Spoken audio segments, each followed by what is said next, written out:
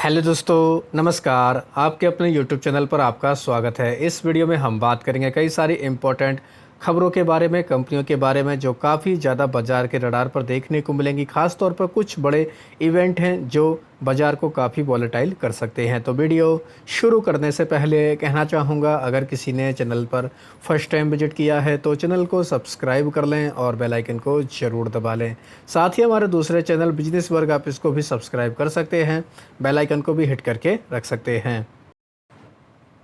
सबसे पहले बात करेंगे अमेरिकी बाज़ारों के बारे में। डाउ जोन्स प्रेशर में है, लाल निशान में, हालांकि निचले लेवल से थोड़ी सी रिकवरी आई है। अमेरिका से लगातार बड़ी बड़ी खबरें सामने आ रही हैं। कुछ देर पहले ही हम लोग को कुछ अपडेट्स भी देखने को मिले। अब हम लोग को एक और खबर देखने को मिल रही है डोनाल्ड ट्रंप को लेकर। दोस्तों, इन्होंने भारत को चेतावनी दी है कि आने वाले 24 घंटे के अंदर भारी टैरिफ ये लगाने वाले हैं, ऐसा ऐलान कर सकते हैं। तो ये भी कहीं ना कहीं काफ़ी ज़्यादा इंपॉर्टेंट खबर रहने वाली है जो बाज़ार को काफ़ी इम्पैक्ट कर सकती है। हालांकि अमेरिका में जो विपक्ष के नेता होते हैं उनकी तरफ से भी दोस्तों डोनाल्ड ट्रंप को क्रिटिसाइज़ किया गया है। इनकी तरफ से कहा गया है कि ये सारी चीज़ें जो देखने को मिल रही हैं ये कहीं ना कहीं दोस्तों एक तरीके से इंडिया और यूएस के जो हम लोग को संबंध देखने को मिलते हैं उसमें खटास डाल सकते हैं। तो कहने का मतलब ये है कि अमेरिका में भी अब डोनाल्ड ट्रंप को लेकर विरोध शुरू हो गया है। तो अब कहीं ना कहीं ये इम्पोर्टेंट चीज़ें देखने को मिलेंगी कि क्या अब डोनाल्ड ट्रंप की तरफ से अनाउंसमेंट होता है तो ये बाज़ार को काफ़ी वॉलेटाइल करेगा। तो एक इवेंट तो ये रहेगा। दूसरा बड़ा इवेंट रहेगा आरबीआई की एमपीसी का आउटकम। सुबह 10 बजे ये हम लोगों को देखने को मिलेगा। तो आरबीआई की तरफ से क्या कमेंट्री आती है ये भी काफ़ी इंपॉर्टेंट रहेगा। अभी तक अगर देखा जाए 60% लोगों का मानना है कि आरबीआई रेट कट नहीं करेगा, 40% का मानना है कि रेट कट हो सकता है। अब चीज़ें क्या सामने आती हैं तो ये भी कहीं ना कहीं बाज़ार के लिए काफ़ी इंपॉर्टेंट देखने को मिलने वाला है।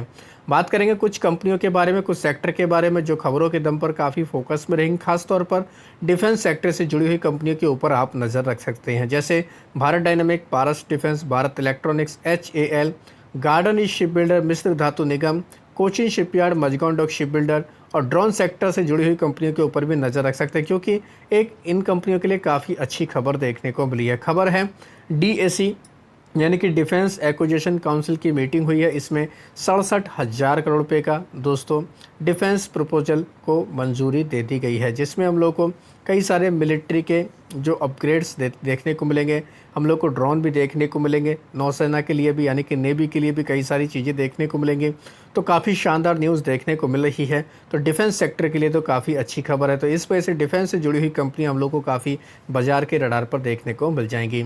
बात करेंगे कुछ कंपनियों के बारे में जिनके रिजल्ट आए हैं। खास तौर पर निफ्टी 50 से भारतीय एयरटेल, इस कंपनी के ऊपर आप लोग नज़र रख सकते हैं। ईयर ऑन ईयर के बेसिस पर कंपनी का पैट 43% तक बढ़कर आया है, जबकि क्वार्टर ऑन क्वार्टर के बेसिस पर 46% की गिरावट है। एस्टीमेट के नीचे नंबर है, यानी कि कंपनी ने एस्टिमेट को मिस किया है। रेवेन्यू देखें क्वार्टर ऑन क्वार्टर के बेसिस पर 3.25% बढ़कर आए, 49,462 करोड़, जबकि एबिडा हम लोग को 3.1% देखने को मिला। यानी कि ओवरऑल कहने का मतलब यह है कंपनी के नंबर एस्टिमेट को फुलफिल नहीं कर पाए, बाजार से कमज़ोर नंबर देखने को मिले। जो भी अनुमान थे उसके नीचे ही कंपनी के रिजल्ट आए हैं। बात करेंगे ल्यूपिन के बारे में, इसके भी क्वार्टर 1 के रिजल्ट आए। पैट कंपनी का 52% बढ़कर आया है, अनुमान से बेहतर कंपनी के नंबर देखने को मिले हैं। 1219 करोड़ के आसपास रिपोर्ट किया। रेवेन्यू में 11% की ग्रोथ है, 6,268 करोड़। एबिडा भी कंपनी का 39% तक बढ़कर आया है, जो कहीं ना कहीं कह सकते हैं काफ़ी अच्छी खबर है। इस वजह से इस कंपनी को चाहें तो आप फोकस में रख सकते हैं।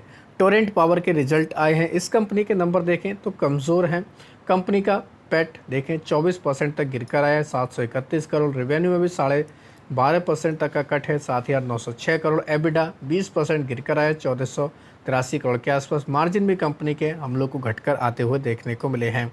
तो ये भी कहीं ना कहीं कंपनी काफ़ी ज़्यादा बाजार के फोकस में देखने को मिल जाती है। बात करेंगे पीवी फिनटेक के बारे में। खबर है कि pensionbazaar.com को ये कंपनी एक्वायर करने वाली है। हालांकि सोर्सेज के मुताबिक खबर है, अभी कोई ऑफिशियल अनाउंसमेंट नहीं है। तो इस खबर की वजह से ये कंपनी भी काफ़ी बाजार के रडार पर रहेगी।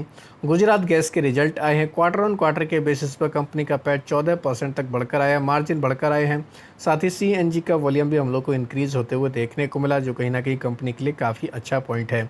NCC के रिजल्ट आए हैं। नेट पैट कंपनी का 8% तक गिरकर आया। टॉप लाइन काफ़ी कमज़ोर रही है, हालांकि ऑर्डर बुक कंपनी की काफ़ी मजबूत रही है, तो ये एक पॉजिटिव फैक्टर है।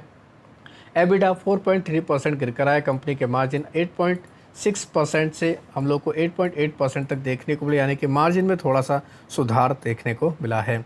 साथ ही भारतीय हेक्साकॉम इस कंपनी के भी रिजल्ट है, इसके भी नंबर हम लोग को क्वार्टर ऑन क्वार्टर के बेसिस पर कमज़ोर ही देखने को मिल रहे हैं।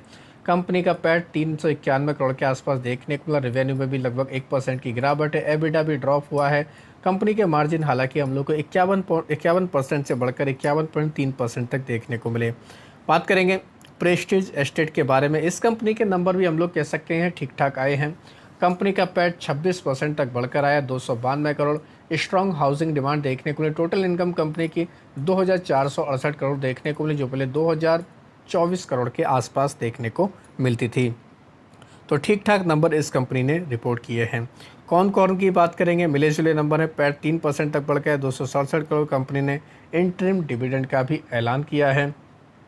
रेवेन्यू 2.5% तक बढ़कर आया, 2153 करोड़ के आसपास। ₹1.60 का कंपनी ने डिविडेंड का ऐलान किया है।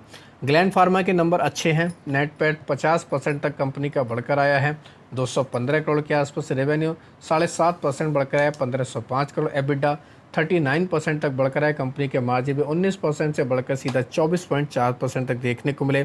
तो काफ़ी अच्छा कारोबार ग्लैंड फार्मा का हमें देखने को मिला है। शानदार नंबर हम लोग इस कंपनी के बोल सकते हैं। सुमित इंडस्ट्री, इस कंपनी के ऊपर भी नज़र रख सकते हैं। इसकी भी बोर्ड की मीटिंग थी।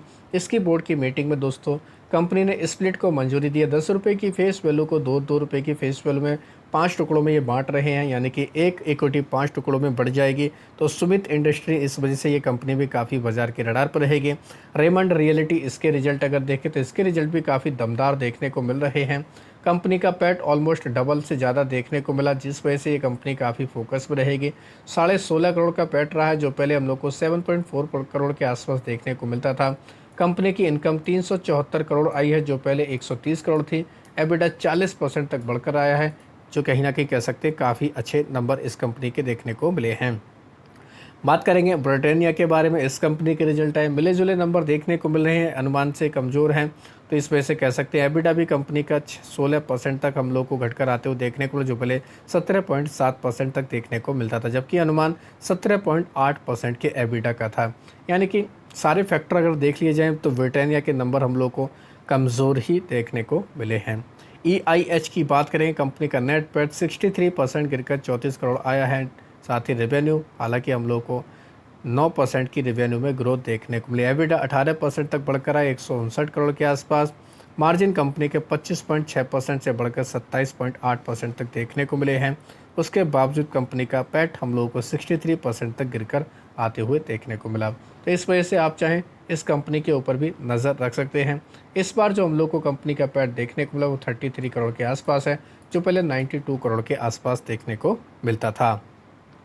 इनके अलावा बात करेंगे अडानी इंफ्रास्ट्रक्चर, यानी कि अडानी एंटरप्राइज की कंपनी है। इसमें एक न्यूज़ देखने को मिली है कि ये कंपनी 34.41% का स्टेक इसने एक्वायर कर लिया है। किसके अंदर? PSP प्रोजेक्ट के अंदर। ये जॉइंट करते हुए देखने को मिले प्रोमोटर, क्योंकि जॉइंट कंट्रोल देखने को मिलेगा। तो किसके ऊपर नज़र रखनी है? खास तौर पर आपको PSP प्रोजेक्ट, इस कंपनी के ऊपर नज़र रखनी है, क्योंकि अडानी का नाम जुड़ने के बाद ये कंपनी काफ़ी खबरों में रहेगी और अडानी एंटरप्राइज इस कंपनी के ऊपर भी नज़र रख सकते हैं। इनके अलावा बात करेंगे दोस्तों मार्केट इंफ्रा से जुड़ी हुई कंपनियों के बारे में, खास तौर पर BSE, एंजल वन, CDSL जैसी कंपनियों के बारे में जो रिपोर्ट्स के जरिए खबर देखने को मिली कि वीकली एक्सपायरी को हटाने की खबरें सामने आ रही हैं, कि ऐसा प्लानिंग देखने को मिल रही है। तो इन कंपनियों के लिए तो दोस्तों खतरे की घंटी है। तो इस पर अभी क्या अपडेट आता है, क्या फाइनेंस मिनिस्ट्री की तरफ से क्या रिएक्शन आता है, क्या उनकी तरफ से रिप्लाई आता है, सेबी की तरफ से क्या क्लैरिफिकेशन आता है, ये काफ़ी इंपॉर्टेंट रहेगा। अगर ये खबर खारिज हो जाती है तो कहीं ना कहीं इन कंपनियों के लिए काफ़ी अच्छी खबर रहेगी। हालांकि खबर खारिज होने के काफ़ी ज़्यादा चांसेस देखने को मिलेंगे, क्योंकि अगर वीकली एक्सपायरी को ख़त्म कर दिया जाएगा तो सरकार की जो इनकम होती है वो कहीं ना कहीं दोस्तों हम लोग को कम होते हुए देखने को मिल जाएगी। साथ ही कई सारी कंपनियों के रिजल्ट हम लोग को देखने को मिलेंगे 6 अगस्त को। अगर देखा जाए तो इनमें से कुछ पॉपुलर कंपनियां हैं, जैसे एफकॉम के ऊपर नज़र रख सकते हैं। एशियन बजाज ऑटो के रिजल्ट आएंगे, बजाज होल्डिंग के नंबर हमें देखने को मिल जाएंगे। भेल के रिजल्ट आएंगे, इसके ऊपर फोकस रख सकते हैं। इनके अलावा डेटामेटिक्स के रिजल्ट आएंगे। डिवीज लैब, ये कंपनी अपने रिजल्ट जारी करेगी। फोर्टिस के नंबर आएंगे। गोपाल स्नैक्स के रिजल्ट देखने को मिलेंगे। HCL इन्फोसिस के नंबर आएंगे। हीरो मोटोकॉर्प के हम लोग को नंबर देखने को मिल जाएंगे। हिंद मोटर के नंबर आएंगे, तो ये कंपनियाँ काफ़ी फोकस में रहेंगी। इरकॉन इंटरनेशनल, इसके ऊपर नज़र रख सकते हैं। किम्स, ये कंपनी अपने रिजल्ट जारी करेगी, तो ये भी काफ़ी फोकस में कंपनी देखने को मिल जाएगी। साथ ही पीएफसी के रिजल्ट आएंगे। पीडीलाइट इंडस्ट्री, इसके ऊपर नज़र रख सकते हैं। ये कंपनी बोर्ड की मीटिंग में बोनस इशू करने पर भी विचार करने वाली है। पीवीआर आइनॉक्स, ये कंपनी भी काफ़ी फोकस में देखने को मिलेगी। राइट्स, इसके भी रिजल्ट आएंगे। इनके अलावा हम लोगों को और भी कई सारी कंपनियां दोस्तों, जैसे TBZ, ये कंपनी है। TD पावर, इसके ऊपर नज़र रख सकते हैं। निफ्टी 50 से ट्रेंड के रिजल्ट देखने को मिलेंगे, ये काफ़ी इंपॉर्टेंट कंपनी है, इसके ऊपर फोकस रख सकते हैं। BIP इंडस्ट्री के भी रिजल्ट आएंगे। इनके अलावा देख सकते हैं आप लोग दोस्तों, हम लोग को BIP क्लोथिंग के भी नंबर देखने को मिलने वाले हैं। तो काफ़ी लंबी लिस्ट है, तो आप चाहें तो इन कंपनियों के ऊपर नज़र रख सकते हैं। अब बात करेंगे ASM लिस्ट के बारे में। शॉर्ट टर्म के ASM की लिस्ट में 7 कंपनियां ऐड की गई हैं, नाम देख सकते हैं। आश्रम ऑनलाइन, इनके अलावा मार्को लाइन्स, फेबमेंट technology, nature wing holidays, Netweb technology, Sainik finance industry, साथ ही सौराष्ट्र सीमेंट और विपुल लिमिटेड का नाम है। 2 कंपनी बाहर निकली, जिनमें एंजल फाइबर और सिंह साइन पोस्ट इंडिया का नाम है। लॉन्ग टर्म के ASM की लिस्ट में ABI प्रोडक्ट इंडिया और मेहाई टेक्नोलॉजी को ऐड किया गया है। साथ ही 12 कंपनियां जिनके प्राइस बैंड बदले गए, जिनमें खासतौर पर आदित्य इन्फोटेक का 10% किया गया है, सेम बॉन्ड केमिकल्स का 20%, इनके अलावा हिंदुस्तान फ्लोरोकार्बन्स का 5%, मोनिका एल्को वेब का 20%, नील इंडस्ट्री का 10%, स्पंदना स्फूर्ति फाइनेंशियल का 20% प्राइस बैंड किया गया है। विजय फाइनेंस का 2% और विनीत लैब का 2% प्राइस बैंड कल से हमें देखने को मिल जाएगा। तो दोस्तों, ये थी कुछ कंपनियां जिनमें खबरें हैं। खबरों के दम पर इनमें भरपूर एक्शन देखने को मिलेगा, तो आप भी चाहे इनको डिटेल में जाकर पढ़ सकते हैं। तो आशा करता हूं दोस्तों आपको ये वीडियो अच्छा लगा होगा। वीडियो अगर पसंद आया तो चैनल को सब्सक्राइब कर लें, बेल आइकन को दबा लें, ज़्यादा से ज़्यादा लोगों में शेयर करें। धन्यवाद दोस्तों, बाय बाय।